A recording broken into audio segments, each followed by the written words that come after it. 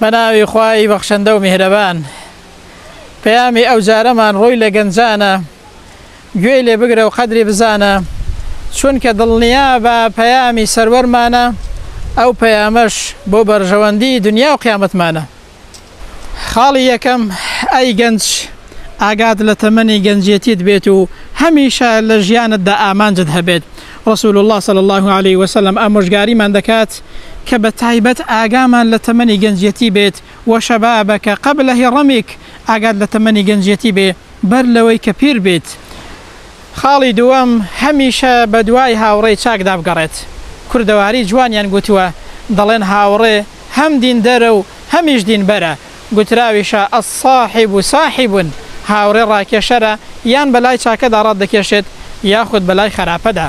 ئەگەر بوویە هاوڕێی هەر کەس هەوڵ بدە بەلای چاکەدا ڕاکێشێت، ئاگاشت لەو هاوڕێیانە بێ کە ژیانت وێران دەکەن، عمرت بەزەیا دەدەن.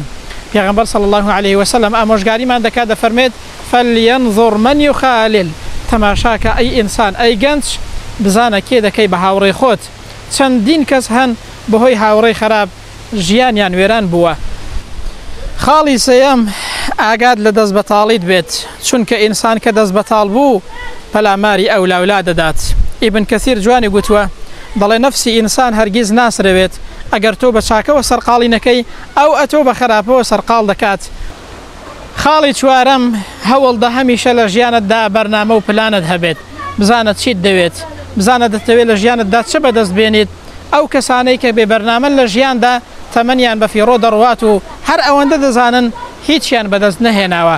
خاڵی پێنجەم و کەتاهی ئەی گەنجی بەڕێز، هەمیشە تەماشای نمونە جوانەکان بکە، هەمیشە تەماشای کەسانی سەرکەوتوو بکە، هەمیشە تەماشای ئەو گەنجانە بکە کە لە ژیانیاندا ئامانجێکیان هەبووە و گۆڕانکاریان دروست کردووە و توانیویانە بگەن بە پلەیەکی بەرز و چاک.